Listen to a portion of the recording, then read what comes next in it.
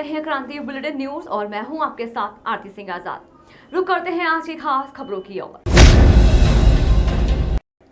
लालकुआं विधानसभा क्षेत्र का गोलापार स्थित बागजाला गांव विकास के लिए तरस रहा है। इस गांव के लोग सड़क, शिक्षा, स्वास्थ्य, पानी जैसी तमाम समस्याओं से जूझ रहे हैं। वहीं सरकार के खिलाफ लोगों में काफी रोष देखने को मिल रहा है। इधर विधानसभा क्षेत्र के वरिष्ठ कांग्रेस नेता इंद्रपाल आर्य ने प्रदेश की भाजपा पर बागजाला गांव में विकास कार्यों की अनदेखी तथा भेदभाव का आरोप लगाया है। यहां पर अपने आवास पर आयोजित प्रेस वार्ता में विधानसभा क्षेत्र के वरिष्ठ कांग्रेस नेता इंद्रपाल आर्य ने प्रदेश की धामी सरकार को घेरते हुए कहा कि सरकार लाख दावा कर रही है कि प्रदेश के सभी ग्रामीण क्षेत्रों में विकास कार्य तेजी से हो रहे हैं, लेकिन जमीनी हकीकत कुछ और ही है। उन्होंने कहा कि लालकुआं विधानसभा क्षेत्र का बागजाला गांव बीते लंबे समय से विकास के लिए तरस रहा है। उन्होंने कहा कि लगभग 4000 से ऊपर आबादी होने के बाद भी यह गांव विकास से अछूता है। उन्होंने कहा कि भाजपा सरकार पर भेदभाव का आरोप लगाते हुए कहा कि सन 2019 में भाजपा सरकार ने गांव को पंचायती राज से बाहर कर दिया, जिस कारण गांव के लोग त्रिस्तरीय पंचायत चुनाव में मतदान नहीं कर सकते हैं। उन्होंने कहा कि गांव के लोग लंबे समय से गांव को राजस्व गांव बनाने की मांग कर रहे हैं। वहीं केंद्र और राज्य में भाजपा की सरकार होने के बावजूद बागजाला गांव की ओर कोई ध्यान नहीं दिया जा रहा है। इस गोलापार क्षेत्र का बहुत बड़ा क्षेत्र एक ये वन क्षेत्र भी है। इसे वन क्षेत्र है करके 2019 में बोर्ड में काट दिए गए। बड़ा दुर्भाग्यपूर्ण रहा कि केंद्र में 8 साल सरकार है, यहाँ दूसरी बार भारतीय जनता पार्टी की सरकार बन चुकी है, लेकिन यहाँ की जो जनता की समस्या है अभी तक मतलब कहीं पर भी थोड़ा सा भी मतलब कहीं पर आस दिखाई नहीं दे रही है। सारी बदहाल की ज़िंदगी पूरा गांव काट रहा है। ना स्वास्थ्य की सुविधा यहाँ और काफ़ी दूर जाना पड़ता है, ना शिक्षा का। और अभी भी मैं इस बयान को बताना चाहता हूँ कि यहाँ के सांसद और केंद्रीय राज्य मंत्री और माननीय अजय भट्ट जी ने बयान दे रखा है कि इसको हम राजस्व की मांग करेंगे जहाँ वन क्षेत्र है। लेकिन मैं ये कहना चाहता हूँ कि तो समय इस सरकार को हो गए हैं, कहीं पर नाम नहीं लिया गया, केवल वोट बैंक के हिसाब से ही हमें इस्तेमाल किया गया, जनता को लुभाया गया। लेकिन ये भी जनता का इसलिए लुभाने काम है, ये आने वाले चुनाव का स्टैंड माना जाता है। अगर उसी क्षेत्र वन क्षेत्र कह करके एक बागजाला भी है, इसका नाम कहीं पर नहीं लिया गया। और मैं तो पहले ये कहूँगा माननीय अजय भट्ट जी से कि पहले हमें वोट डालने का अधिकार तो दीजिए तृतीय पंचायत चुनाव में, और अगर आप इनको राजस्व की मांग करते हैं, अगर राजस्व अगर करवाते हैं तो बहुत बड़ी बात है, आपको बधाई है। लेकिन जैसी स्थिति है हम जानते हैं और किस तरीके से जनता त्रस्त है। और मैं ये भी कहना चाहता हूँ कि ये तो भारतीय जनता पार्टी का एक अपना चुनाव फंडा है और करने और करनी में बहुत अंतर है, और इसमें कुछ दिखाई नहीं देता है। लेकिन फिर से एक नया चुनाव आ रहा है तो उसमें लुभाने की बात हो रही है बस।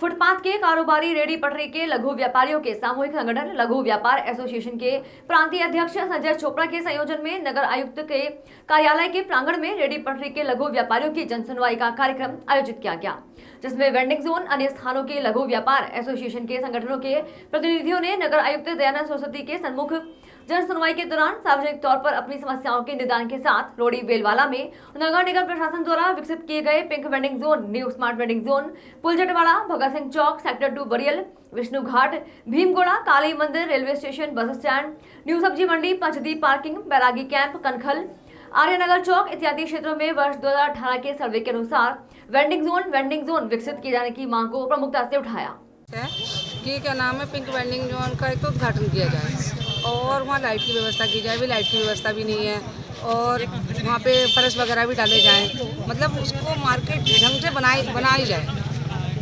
जभी तो हम सब व्यवसाय कर पाएंगे ढंग से। अभी वो मार्केट ही ढंग से बनी नहीं है तो कोई कैसे व्यवसाय करेगा। माननीय साहब ने कहा 15 तारीख तक सभी दुकानें खुलनी चाहिए।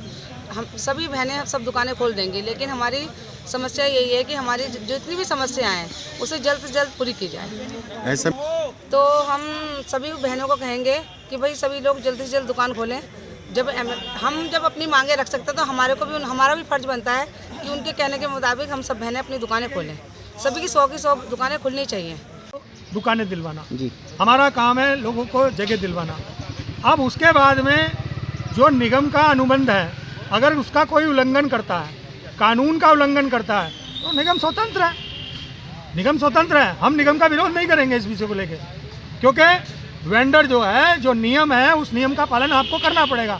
अब आपने जो है ड्राइवरी लाइसेंस आपने बनवा लिया, और आगे यदि अगर आप शराब पीते हुए पकड़े जाओगे तो ड्राइवरी लाइसेंस क्या करेगा उसमें? वो ज़्यादा बड़ा जुल्म हो गया। तो कहने का मतलब यह है कि आज आप लोगों को दुकानें मिल गई हैं, आपको ठिये मिल गए हैं, तो आपको जो अनुबंध आपका हुआ है नगर निगम के साथ, उसका अनुपालन किया जाना चाहिए। लघु व्यापारी निश्चित रूप से भैया, हम तो व्यवस्था के साथ हैं, हम व्यवस्था के साथ हैं। हम जो है व्यवस्था बिगाड़ने के लिए नहीं है, हम उन लोगों के साथ नहीं है जो व्यवस्था को बिगाड़ने का काम कर रहे हैं। हम तो जो राज्य सरकार ने, भारत सरकार ने जो ये व्यवस्था बनाई है, जो कानून हमारे लिए बनाया है, जो अमरेला कानून बनाया है, हम उस अमरेला कानून का क्रियान्वयन चाहते हैं।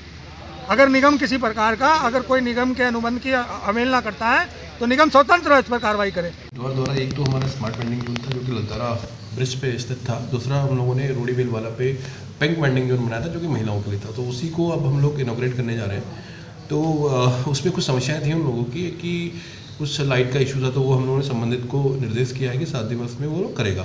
दूसरा, बहुत से लोगों ने अभी दुकानें अपनी खोली नहीं है, क्योंकि इसमें सब्सिडी भी मिलनी है महिला उद्यमिता योजना के तहत। तो उसमें उनको ये डायरेक्शन दिए गए हैं कि 15 जनवरी से पहले सभी लोग अपने अपने शॉप्स को खोल लें।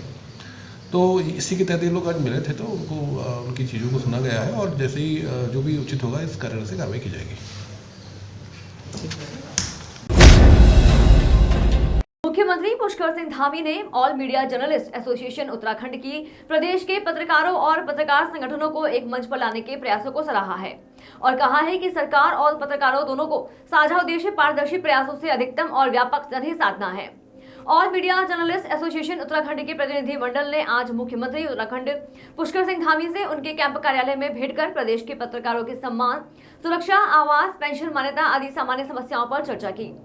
मुख्यमंत्री श्री धामी ने प्रतिनिधि मंडल की बातों और सुझावों को बड़े ध्यानपूर्वक सुना। मुख्यमंत्री का हर वर्ग के लिए सकारात्मक दृष्टिकोण रहता है, यह हमें भी अनुभव हुआ। मुख्यमंत्री ने प्रतिनिधि मंडल को बिंदुवार चर्चा का दोबारा समय देने का आश्वासन दिया है। प्रतिनिधि मंडल ने मुख्यमंत्री धामी से अमजा की मीडिया की सभी विधाओं में रचनात्मक कौशल विकास की योजनाएं साझा की, जिसके लिए मुख्यमंत्री पुष्कर सिंह धामी ने उत्साह प्रदर्शित करते हुए अपनी शुभकामनाएं देते हुए सहयोग प्रस्तावित किया। महाविद्यालय में आज आंतरिक गुणवत्ता आश्वासन प्रकोष्ठ तथा भारतीय मानक ब्यूरो देहरादून के संयुक्त तत्वाधान में भारतीय मानक ब्यूरो के 76वें स्थापना दिवस के अवसर पर क्वालिटी कनेक्ट कार्यक्रम का शुभारंभ किया गया। कार्यक्रम में महाविद्यालय के छात्र छात्राएं स्वयंसेवक के रूप में हरिद्वार जनपद में डोर टू डोर भारतीय मानक ब्यूरो ऐप के द्वारा गुणवत्ता के बारे में लोगों को जागरूक करेंगे। शुभारंभ के अवसर पर भारतीय मानक ब्यूरो देहरादून की सहायक निदेशक श्रीमती नीलम सिंह ने भारतीय मानक ब्यूरो के द्वारा गुणवत्ता हेतु किए जा रहे प्रयासों तथा उपभोक्ताओं के अधिकारों के विषय में विस्तृत जानकारी देते हुए बताया कि जनमानस में गुणवत्ता की जागरूकता न केवल आर्थिक रूप से नुकसान को रोकती है, अपितु जीवन को संकट से भी बचाती है। घरों में प्रयोग होने वाले गैस सिलेंडर पर भारतीय मानक ब्यूरो की ओर से गुणवत्ता प्रतीक इसी ओर इशारा करते हैं। भारतीय मानक ब्यूरो द्वारा जारी क्वालिटी कनेक्ट ऐप के बारे में जानकारी दी। आमबाग कॉलोनी में रहने वाले बिल्डर मुकेश जैन ने विस्थापित जनकल्याण समन्वय समिति के अध्यक्ष सहित 14 लोगों पर मारपीट करने और जान से मारने की धमकी देने का आरोप लगाते हुए पुलिस में मुकदमा दर्ज कराया है, जिससे समिति से जुड़े सदस्य भड़क गए हैं। समिति के सदस्यों ने मुकदमे को झूठा बताते हुए विस्थापित कॉलोनी में नारेबाजी करते हुए प्रदर्शन किया। आरोप लगाया कि मल्टी स्टोरी बिल्डिंगों के अवैध निर्माण के खिलाफ उठाई जा रही आवाज को बिल्डर दबाने का प्रयास कर रहे हैं, मगर वे झूठे मुकदमों से दबाव में आने वाले नहीं हैं। मामले में पुलिस निष्पक्ष रूप से जांच करेगी तो दूध का दूध और पानी का पानी हो जाएगा। बता दें कि समिति के मुताबिक हाईकोर्ट ने विस्थापित क्षेत्र में मल्टी स्टोरी बिल्डिंग के निर्माण पर रोक लगाई है। बावजूद इसके मल्टी स्टोरी बिल्डिंगों का निर्माण कार्य लगातार जारी है, जिसका विस्थापित जनकल्याण समन्वय समिति लगातार विरोध कर आंदोलन चला रही है। हालांकि एमडीडीए समय समय पर अवैध मल्टी स्टोरी बिल्डिंगों के खिलाफ सीलिंग की कार्रवाई करने का दावा कर रहा है, लेकिन समिति से जुड़े लोग एमडीडीए के दावे से इत्तेफाक नहीं रख रहे हैं। ये पूरी तरीके से झूठा मुकदमा है हम पे। हम लोग कई लोग तो वैसे भी उस टाइम पे शादियां बहुत थी, सभी लोग शादियों में व्यस्त थे, और जिस तरीके से जैन जी ने हम पे मुकदमा डाला है, पहले तो उन पर मुकदमा होना चाहिए, क्योंकि उनके ही फ्लैटों के बगल में उनका ही सीवर का पानी बह रहा है, जिससे लोगों को डेंगू हुआ था वहाँ पे। वो 5-7 परिवार हैं, उनको डेंगू भी हुआ था वहाँ पे। और गंदगी और प्रदूषण तो बढ़ ही रहा है वहाँ पे, बदबू भी आती है, लोगों के लिए वैसे भी परेशानी है। पहले मुकदमा तो उन पे होना चाहिए था सरकार द्वारा, जब हमने इन पे लिखित रूप में भी दिया था, एमडीडीओ को भी दिया है, प्रशासन को भी दिया है, लेकिन उस पर कोई कार्रवाई नहीं की गई और हम पर झूठे मुकदमे किए गए। जी, हम तो ये होते कि जब इन्होंने बड़ी बड़ी बिल्डिंगें बनाई तो सबसे पहले मुकदमा तो इन बिल्डरों पे होना चाहिए जो एमडीडी हाई कोर्ट के आदेश का उल्लंघन कर रहे हैं। सबसे बड़ा गुनाह तो वो कर रहे हैं। और इसमें जिन्होंने हमें एफआईआर दायर की उससे पहले एसडीएम देहरादून ने उस बिल्डिंग को बोला इसमें निर्माण कार्य रोक दिया जाए। सबसे बड़ा मुकदमा तो उसके वहाँ काम क्यों हो रहा है, थाना जी के ऋषिकेश को लेटर जा रखा है। और उन्होंने जो मुकदमा उससे पहले उन्होंने बिल्डिंगें बना रखी, लेकिन ये होता है कि हम अगर या तो हम चुप बैठ जाएं तब तो ये सही करें कि अपनी मनमानी करते रहे। हम तो सबसे बड़ा गिरोह इन पे तो राजद्रोह लगना चाहिए कि जो बिल्डिंग बिना नक्शे की बिल्डिंग बना रही, अगर बिल्डिंग बनाने का इतना सब राजकोष में पैसा दीजिए, हमारी उत्तराखंड सरकार का कोई भलाई तो होगी। लेकिन ये इतना करें कि हमारे जो पेयजल, हमारी जो आबादी रह रही, ना पेयजल, ना सिविल लाइन की व्यवस्था, ना पेयजल लाइन की व्यवस्था है, और वो पानी की पानी गंदगी पानी के रास्ते आ रही है, लोगों को कहीं ना कहीं महामारी के रूप में तो ले रहेगा। एक मानव आयोग का, एक मानव आयोग का मानव अधिकारों को, मूलभूत अधिकारों का उल्लंघन किया जा रहा है, जो इसी विशेषकर आम बाग में। और इसमें सबसे बड़ा दोषी सभी लोग हैं।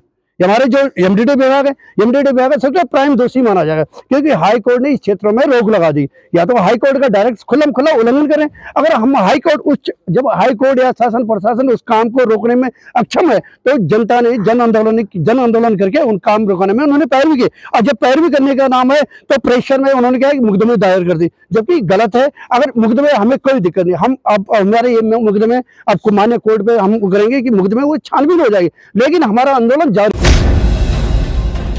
फिलहाल इतना ही। खबरों में लगातार बने रहने के लिए देखते रहें क्रांति बुलेटिन न्यूज। नमस्कार।